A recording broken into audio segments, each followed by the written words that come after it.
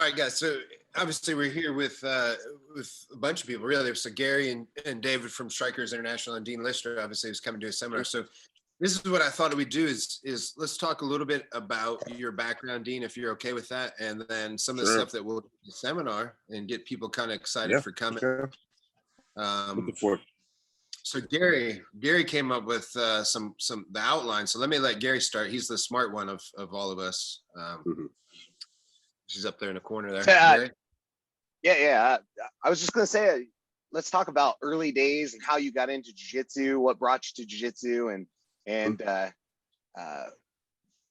guess you just kind of walk us through the beginning of you doing jiu-jitsu and the early days. Yeah, sure.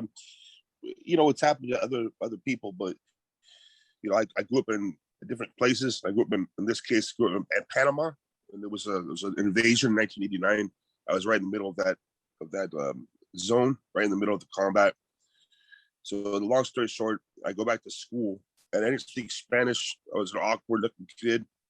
And a lot of the Panamanian kids really didn't like me because, people died in the war, so I'm a little American kid. I was kind of like blamed for it, even though I'm 13 years old. And 13 is around the time where fights get a little more serious, So I was getting some serious fights. And, my dad's a Marine. My dad always raised me to be a tough little kid. And I took 1 year of wrestling to help me a lot in those fights. But I wanted to figure out a way that I could defend myself because there were serious fights I got into. And I got into wrestling in high school. In the Sambo, I won the national championship twice in Sambo. And then I got into jiu-jitsu. For some reason, this submission game just made more sense to me than wrestling. I like wrestling a lot, but for some reason, this submission game made more sense to me. So that's how I started. And then, I'm not young anymore, but, I went through my years. And I went from, San Diego County champion to, I eventually became 3-time world champion. So I had some good days. I had some good days for sure, Well, so do you think, because a lot of people give you credit for kind of starting leg locks and doing some stuff. I mean, do you think you got that from Sambo, or what do you think? What do you think that all came from? Or is that just something you came up with and kind of did your own thing, or? Yeah, well, in Sambo, for those who are not ready or familiar with Sambo, it's a Russian martial art. It's like judo. You wear shorts, you have shoes on, you have a jacket on. It's a legit tough sport. It's you can do a double leg takedown in Sambo. They have combat Sambo where they're punching and stuff like that. So it's a pretty diverse art. But I probably got the open-minded way about leg locks. That's probably what I got. I actually learned a leg lock before I learned a choke because leg locks were allowed. Chokes were not initially. That was back in 1993. That's before UFC 1. I was doing so I saw always Gracie win. It was incredible, but I was doing this before UFC 1, long time ago. So yeah, the leg lock, the open-mindedness is probably what I got because I was not taught leg locks are inferior. Matter of fact, I was told by an old Russian guy. He said that if you're at some place and someone grabs your wife's behind, let's say, he said if you break his arm, he has time to get. Because if you break his arm, he has time to go to vehicle, get Kalashnikov, come back, you're dead. But you break his leg, take a long time for him to get vehicle, get Kalashnikov. You can go home and sleep with wife. So different advice, old school Russian choke. But you break someone's leg, they can't go to their car fast to get a gun, So yeah. So I got the idea. Yeah. Well, and I was telling Gary, I called him before we got on the interview here today, but I was just telling him, so my recollection of you is really when Saulo Ribeiro was on top, right? And you guys I think it was an ADCC, but everybody, I think everybody just talked about him. I don't, like, at least in my circles around here, there wasn't a lot of talk like, hey, like Dean's going to beat him or do nothing.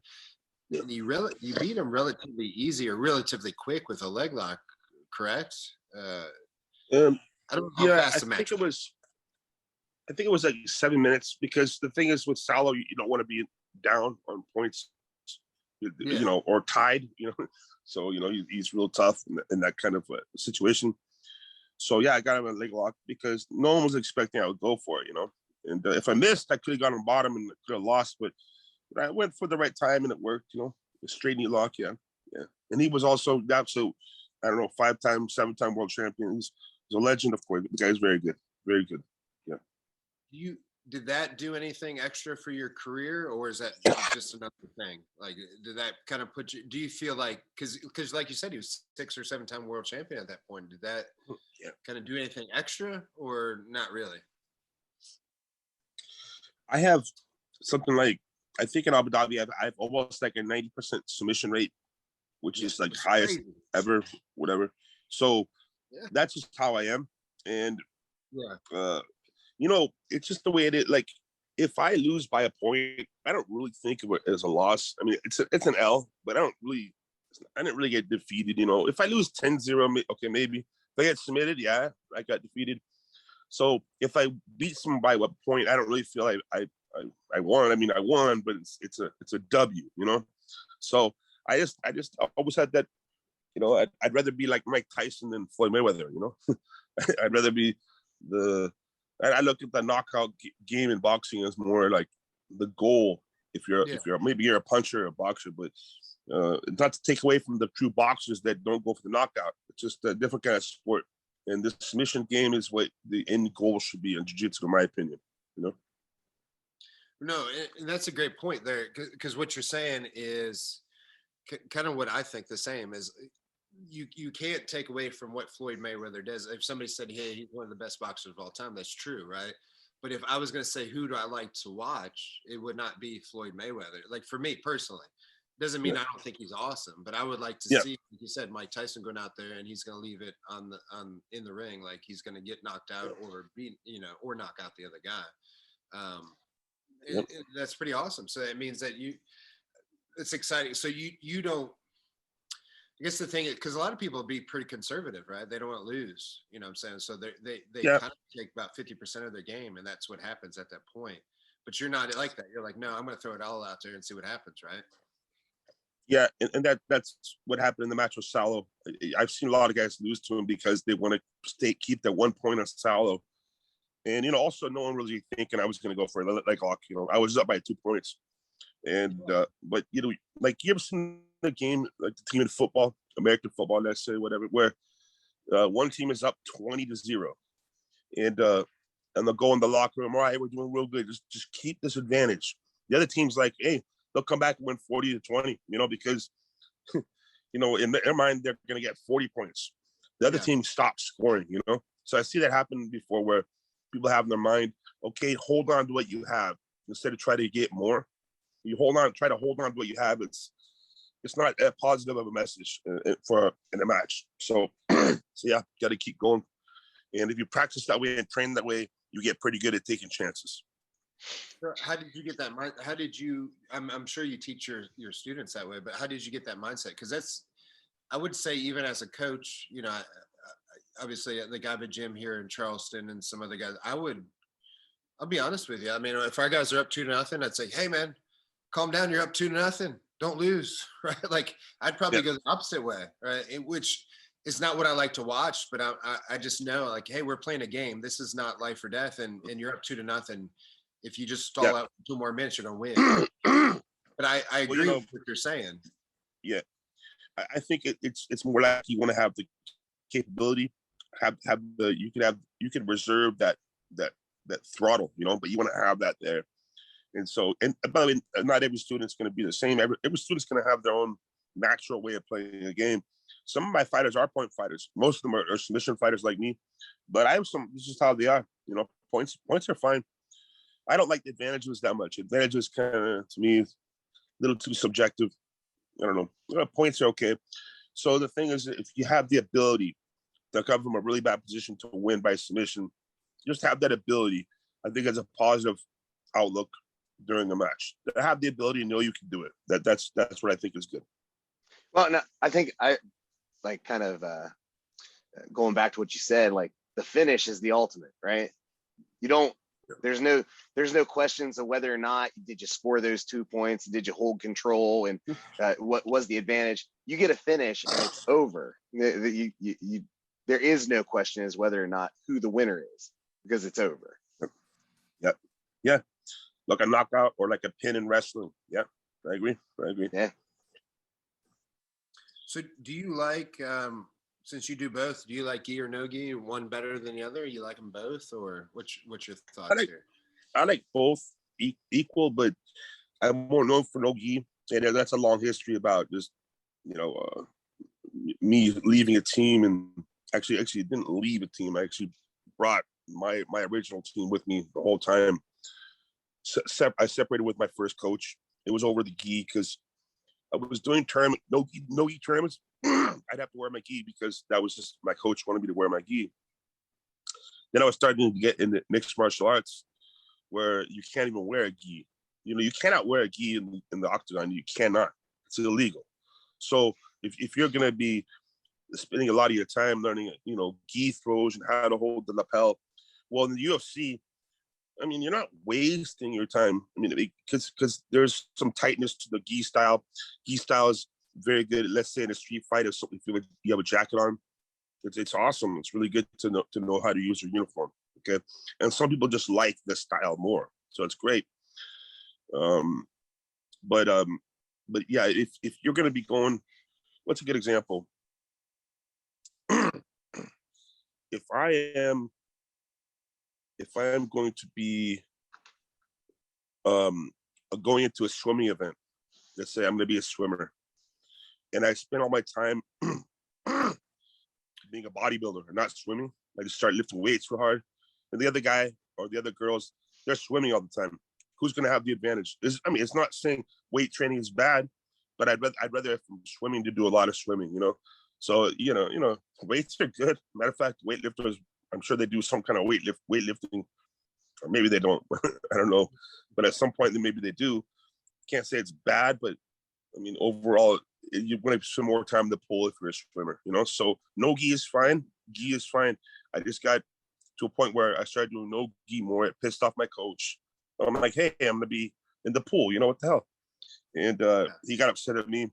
We split up, and I felt like, okay, I'm just gonna do no gi now. So I focused on that. And one more thing about no gi, people will say this, with a gi on, if people go to attack a submission on you, it's harder to escape. You can't slip out the same, so you have to work on your defense. Well, it's the opposite with leg locks, because if I grab your foot with gi, you can grab my lapel, and you can stop me a lot of my leg locks. Without a lapel, without a jacket, you have to learn how to escape a leg lock. You can't just hold my lapel. Yeah. So if someone has that security blanket of the kimono for leg locks, and you take the kimono off, you have to learn how to escape and prevent leg locks. It's just a different style, Yeah. That's a good point, because I'll be honest with you. I mean, I'm a third-degree black belt, but leg locks are something that I'm just coming about to learn, right?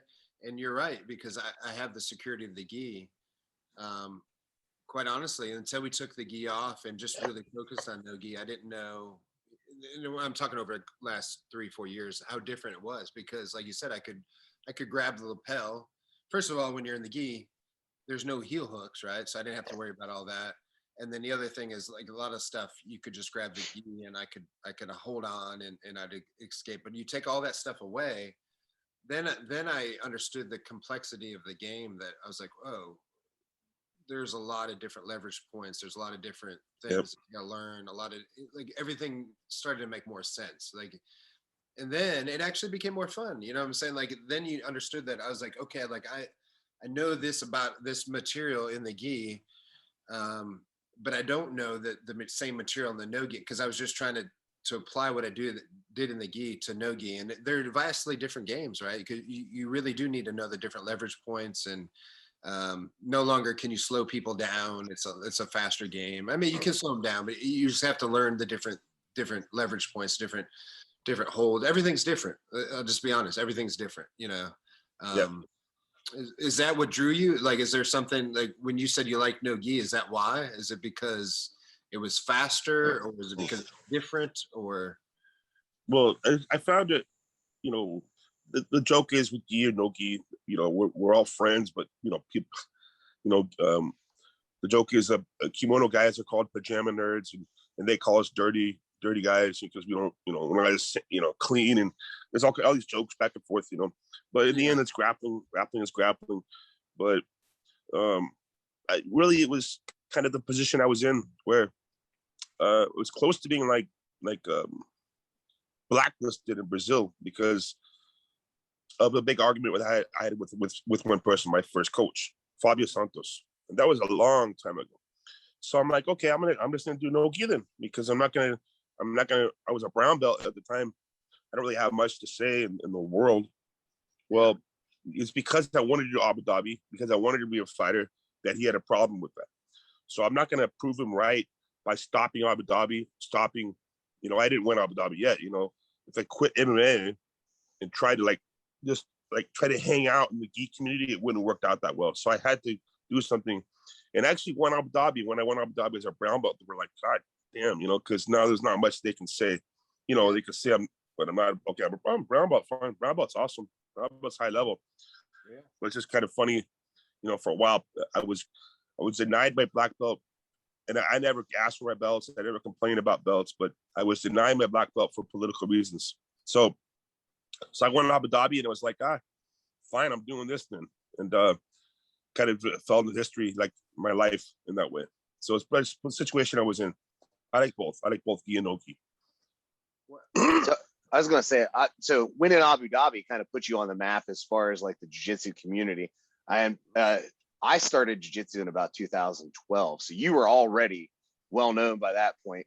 And you know, we had a lot of people come up after you, following in your footsteps, and maybe your notoriety kind of settled, but all of a sudden now we have you know, Dean Lister is huge again, and there's a resurgence. Everybody is looking towards you. Obviously, we set up the seminar, and you know, some of this come from the Danaher stuff, the Danaher Death Squad, and 50% of the body, and how like as the arc and the interest, the hills and valleys of the interest. How does that feel being known now as kind of like the guy who has changed jiu-jitsu? You know, I don't know how much it was deserved, but it's nice, you know. People make memes about that why would you ignore 50% of the human body? Like, and there's all, I don't know, it's probably 100 I could find. There's people, you know, so that's kind of a famous thing.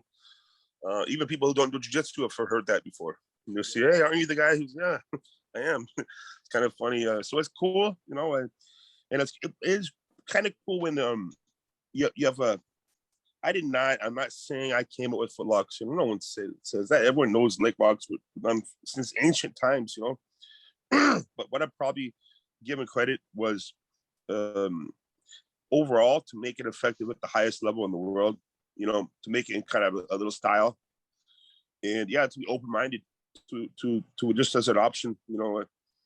In Brazil, I was talking to a few people, and there was, in Portuguese, it was like they're saying, you know, the choke is the king and the arm lock is the queen. And I was like, well, what are leg locks? And they were like, oh, that's the dirty thief, you know. I was like, well, but it's good to know that they're the dirty thief too, because, and they were joking, and it's more funny in Portuguese than it is in English. But I remember just people saying, we were getting little discussions about how that's not the royal family, you know. And I was like, well, it's good to know the thief though. And so I've always had that I've always been speaking out in the back for a long time. And a lot of people didn't believe me. A lot of people just thought, whatever, you're wasting your time. And then finally, you know, you were right about something, and it kind of you feel a little bit vindicated, you know. Everyone's had that time where you've been right on the work project and no one else is right, and no one believes you, and then they know, you know, actually he was right, or in school, or it could be in a relationship, it could be anywhere where you know you're right, and you gotta believe in yourself because you know it's true. And those are times when you believe in yourself and you're making a mistake, you know. So it's good to look at what someone else around you is actually correct, you know. But in that case, I was correct in the way, just to be open-minded, and yeah, it's a pretty cool feeling, you know, in that way. Yeah. let me follow up on that too. Is one thing that I heard recently on a Joe Rogan podcast. I think Jocko was on there, but he was saying how, I don't remember the exact quote, but just how that you, maybe something like, you invent moves all the time, and that you're one of like the savants of jujitsu, and that you deserve more credit than you've got, because you've had, like, you'll do some moves that all of a sudden, like a year or two from now, all of a sudden they'll become popular, but you've been doing them for a while. What do you think about that? Like when he says something like that, like, do you think, toot your own horn? I know. But, well, no, it's true. Especially with leg locks, it's a 50-50 position. I won Abu Dhabi with that position, and like I said, I speak Portuguese fluently, so I can hear people saying, "What's this? This gringo doing? That's not jiu-jitsu. This is the terrible travesty." I was like, okay, what? I won in the finals in the absolute with this. I'm like, whatever. I don't call it 50-50. I don't have a name for it, but I was doing that. You can't roll out of this position. You're stuck in the 50-50. Well, I didn't call it 50-50. Yeah. I forget position 1, 2. I forget what I used to call it. And then a few months later, I hear about the 50-50 position. I'm like, oh, what is it? It's a Brazilian position. So I looked. I'm like, oh, come on, that's the one that they were saying sucks. Yeah. And then at the 411, which I call, I was using that for a while. I'm not the first person in history, but I'm the first one to use it at the high level against Rodolfo Vieira. That was one of my trump cards, And I did it. People were like, what the hell was that? And then now it's commonplace. Matter of fact, that's like one of the most dangerous positions to be in, the 411, the crowbar, we call crowbar. I think Jocko came up with the term crowbar. I was like thinking about how to block someone's face, primarily if you were in a real fight, someone wanted to bite you, you can bite my arm, not my face. I don't want to lose my pretty nose or something. So I came with that crowbar. So I'm in Russia, I was in Poland, and I heard them saying crowbar, crowbar, and they're talking to it. So it got around the world, So Jocko had his own way of talking. In my way, it wasn't so much the names, although the 411 stays. That's still called the 411 by a lot of people. But just that whole system, a closed circuit system, that's very hard to turn out of, and it combines with guard passing. It's overall system. So yeah, there's a few times in my life where I was doing things before the average person. It's happened before you. Do you think, on to what Gary said earlier, do you think you're finally kind of getting your due then, since there's a resurgence of the things that you've already been doing and your name, and even though maybe you're not at the height of your competition career, but maybe also now we're hearing your name maybe more on mainstream media than we were before, if that makes sense. Yeah. I think it's interesting, even there's a move I call the Fulcrum Choke. It's how Khabib got Conor McGregor. It's just a neck crank slap. It's a choke, but more of a neck crank. And Joe Rogan was showing me show it, because they're like, how did Khabib tap McGregor? And people are saying, is it a neck crank or a choke? And I'm like, it's both. So I demonstrated. Joe Rogan just showed it, like, to millions of people.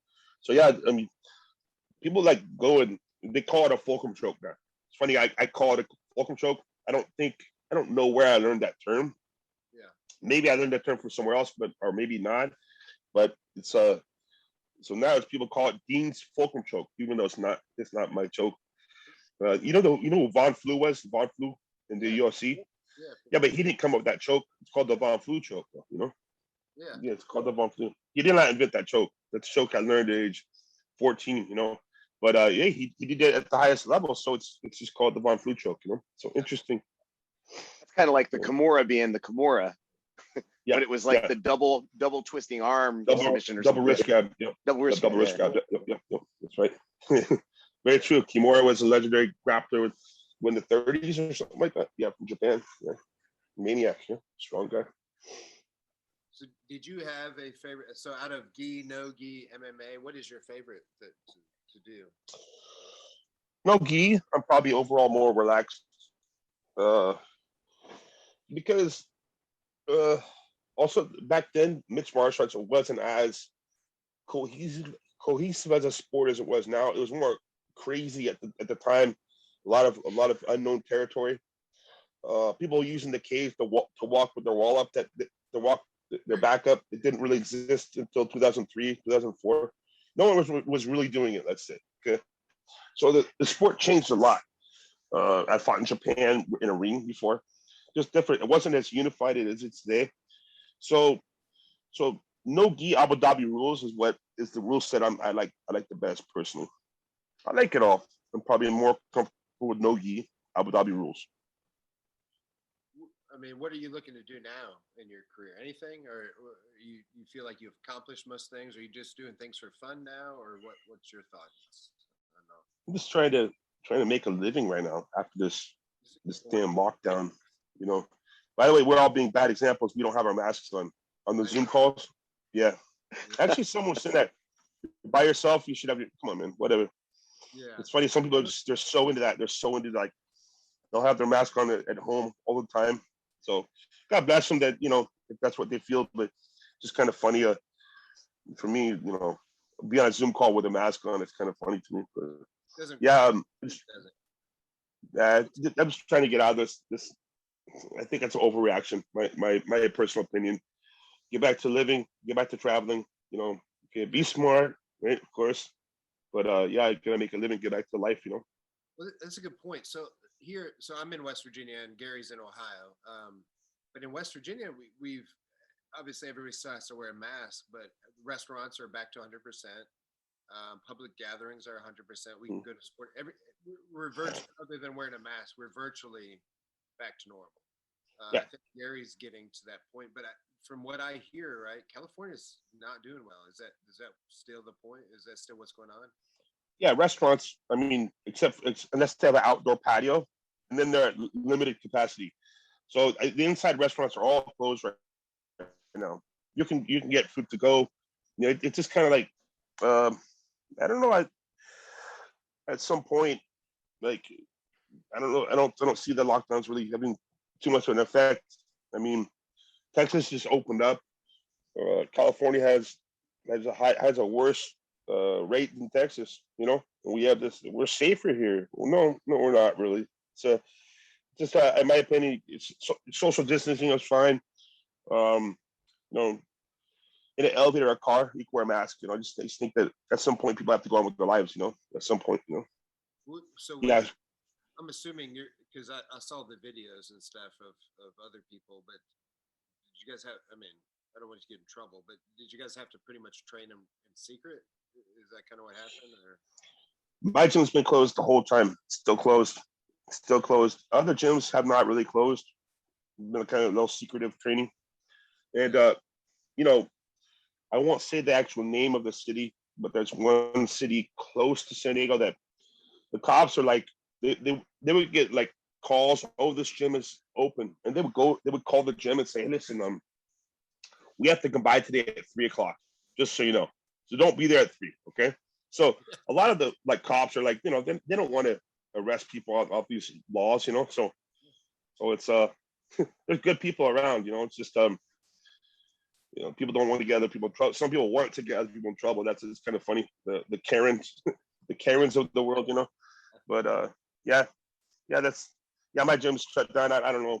Hopefully we can keep some of our members. I don't know what we're gonna do.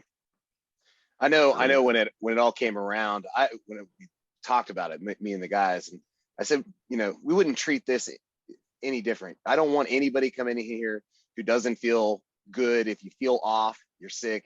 Obviously, we got to take a little extra precaution, but everything is an educated risk that we're taking. I mean, even when there is no COVID, we're going in and we're training to break arms and choke each other.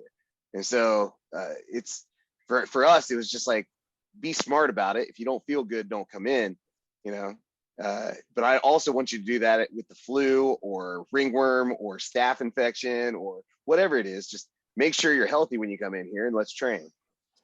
Yeah, I agree completely. Yeah, it is all about the risk mitigation of whatever you do. It can be anything.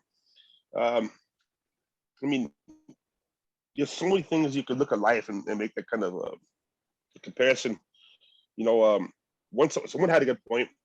How come bars have parking spaces in front of them? Why? Yeah. Why? Well, of course, people get dropped. No, okay, you can drop people off, but why is it legal? I'm not. I'm just saying. If you think about it, Yeah. well, truth is that would cause a lot of strain on the economy or something like that. You know, to like ban people from parking at a bar. You know, but you can think like is that good or bad? I don't know. I'm not gonna have that debate. It's just kind of funny.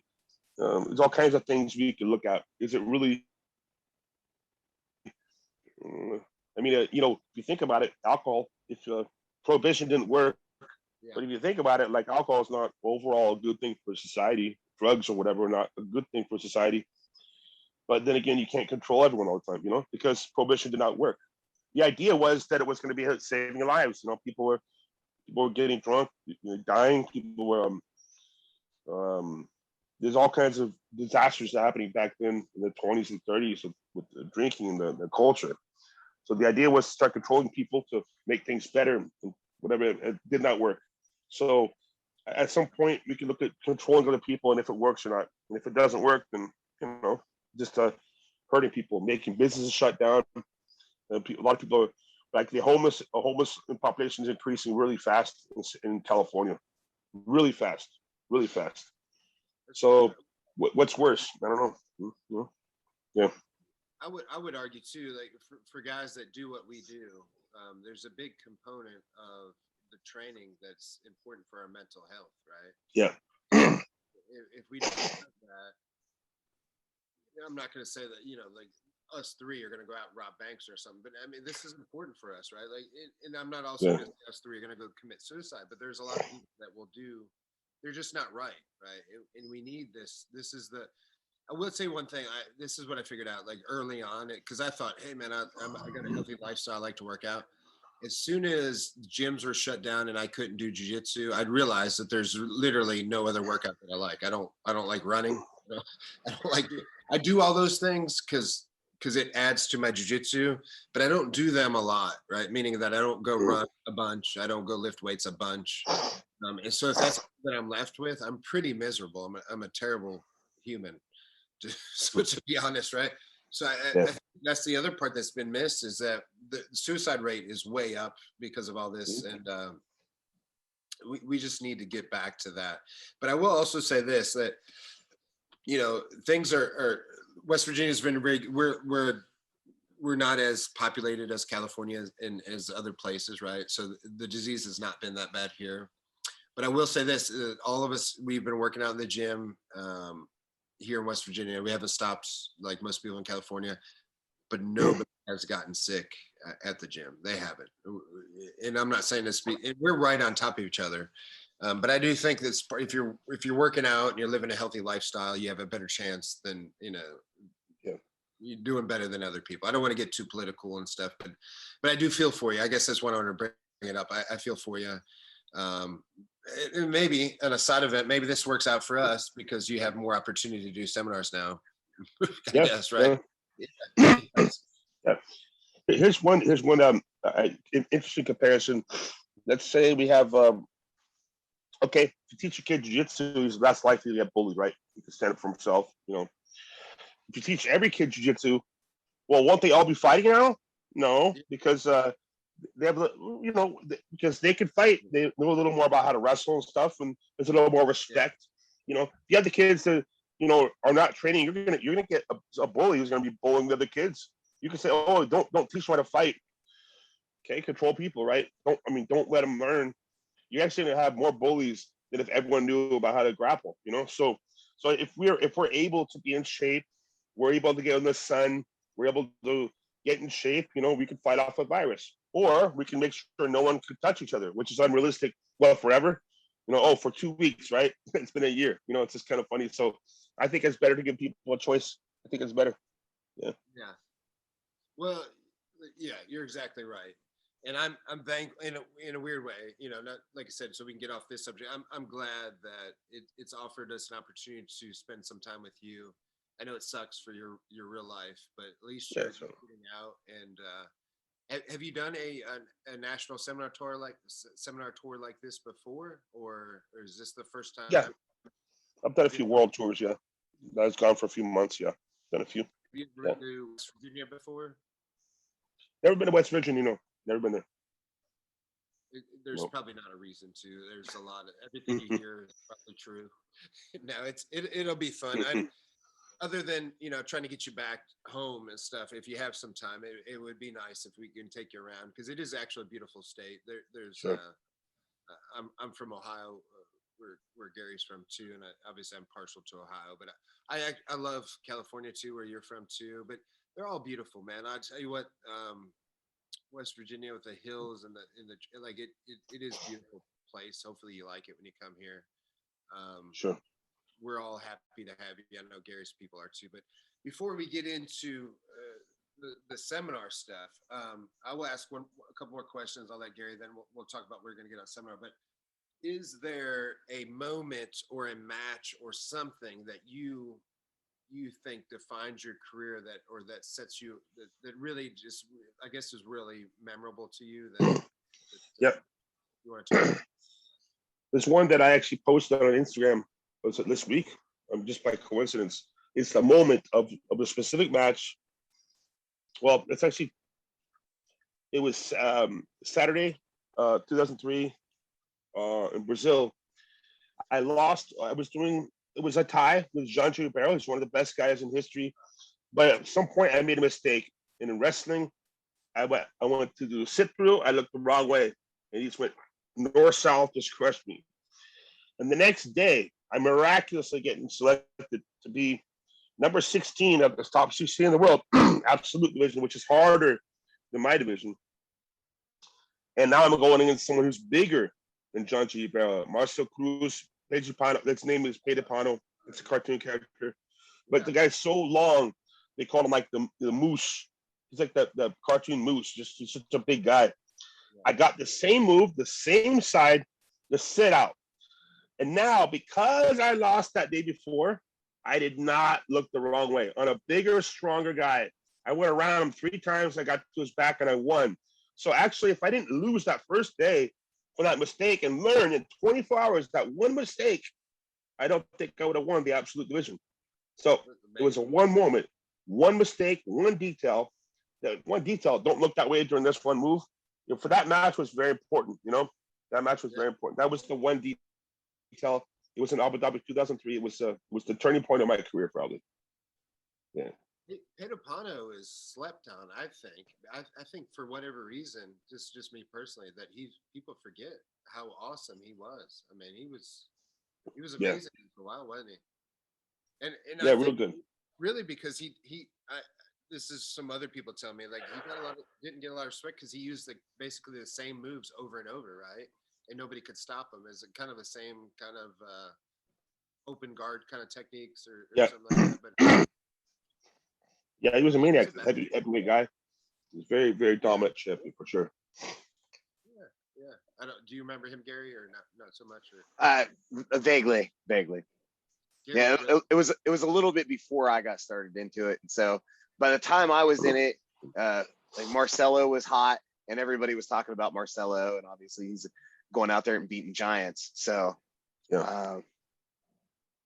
Well, even when Marcelo went, or not Marcelo, but when Pedro Pano went to the UFC, I feel like it was a little past his prime, but he also, it doesn't mean that MMA was his thing, right? Like, I remember him fighting Frank Mir and doing some other things, but jiu-jitsu, I mean, he was a killer in jiu-jitsu. I mean, he really was. Just kind of, it's just another time that people kind of forgot, right? Yep. Anyway, like I said, before we talk about the seminar, Gary, do you have any other things you want to go over before that, or no? Nah, we're just, I want to tell you, first of all, thanks obviously for coming to West Virginia and sharing knowledge with us. We'll see you on April 4th. What can everybody expect when they come out to a Dean Lister seminar? Well, I wish I could, my goodness, what I usually do is the seminar will flow, based upon what people want to do, what they want to go over, what they want to learn, based on the personalities and their history and what mistakes they're making. So I guarantee it's going to flow. It's going to be unlike a seminar that people mostly have seen. I won't have everyone do the 1 hour Brazilian warm up, jumping jacks for 1 hour. We'll get right into some things. We'll do some active mobility drills to get warm, but things that will be different.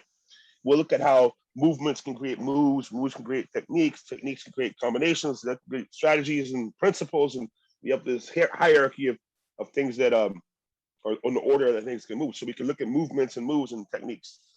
We're going to compare the way that, if you were to speak a different language, it's like also learning a different grappling style, so you can use your first language to learn the second language. Certain rules don't apply, certain rules do apply. And we'll look at, also everything I show, I have in mind, what if it was an actual fight? I don't like to have things that, where someone could slam me on my head, or where someone could bite my face off or something like that. I always mention that, there's always a fighting aspect in mind. So probably it's going to be based off questions initially, and it will roll, it'll flow well. It always has, never has, there's never been an exception. And I'm more known for leg locks. We'll look at that. It's not a way to make someone into a leg lock specialist. Matter of fact, that's kind of intimidating for a lot of people because, maybe they've been raised to where legs are not a priority. For me, they were never a priority. They were just kind of a sore weakness that was open. Like nature left this one spot, open for one predator to come in, this one niche, this one place. And that was me. And leg locks would be something we could look at just to add into our style. A whole, not a system, but let's say a whole style that you can add in, and you can always take out of your game anytime you want against a specific opponent. So questions, we'll have some good times. I'll tell some funny stories, and we'll go some real stuff, some real legit OG stuff that will make sense for your style. How long are your seminars typically? 2 or 3 hours usually. Okay. Depends. Get a feel and then just kind of go from there. Yeah, usually if it's a Tuesday night seminar, usually it's 2 hours, but Saturday morning is usually 3. So. Yeah. Well, awesome. And I will mention this too. I don't want to leave without mentioning this because I do have a lot of people at the gym, at least a handful of people that are solely there because of Jocko's podcast, right? And Jocko is a student of yours. So I just want to give you guys props for that because you guys have really, all of you combined, Joe Rogan, Jocko, yourself, you've made the jiu-jitsu community a bigger place. I mean, the guys that are coming into the gym and that are wanting to jiu-jitsu are not guys that are athletically beasts, or they just love the podcast. They love the way that you guys talk, and they love your philosophy, and they're coming in there because they love what they're hearing, and they're like, hey man, like Jocko told me to do jiu-jitsu. I want to do jiu-jitsu because he told me to. And so all of a sudden they're here, and we're talking musicians, we're talking nerds, we're talking, normal people, like everything. But like it's benefited all of us. I own a gym, and I have new members because of you guys, and I'm really appreciative, and I want to thank you, and thank you for all that you're doing for the jiu-jitsu community and for everybody across the United States and in the world. Thank you so much. Jocko is my brother. He's my real good friend. I wouldn't really call him a student, although like he wouldn't mind being called that. But I don't like my training partner is my brother, my friend. So yeah, he's done a lot for me, helped me out a lot of ways, and we've come a long way. So thanks. Yeah, well, and I like that you say that because that is actually how our gym runs. I don't say, I know everybody else uses that term, and there's nothing wrong with that, right? But when people come to my gym and train, we're friends, we're family, and we're all going to grow together. So it's nice that we're all with like-minded people, which is this means that this seminar is going to be fun, and I can't wait personally. Thank you for traveling from California all the way to West Virginia and connecting with us and giving us the opportunity to train and learn from you and from one of the best people in the entire world. And I mean, honest, I don't know how you feel about it, but you've made jiu-jitsu a better thing in the United States and in the world. Thanks. And thank you for all that. I appreciate it. Thank you. Looking forward to myself, and we'll have a good time. And if anyone has any kind of questions, you can write them down, bring them to the seminar, and we'll go over them. Okay, we'll go over them. The whole group will have probably just similar questions. or some similar contributions, and well, we can exchange some ideas, you know. Well, that sounds awesome. All right, Gary, you got anything to follow up with? I think that was a beautiful way to close things up. Yeah, we're good. Well, Dean, we appreciate you. We appreciate this interview, but we also appreciate, just honestly, I'm not trying to kiss your ass, but thank you for everything. No, appreciate it. Yeah, brother. All right, man. You know, thank you very much, and I will see y'all soon over there. Okay. Okay, awesome, man. See You you have a soon. great night, man. Thank you for everything. Thank you. Good night. Take care.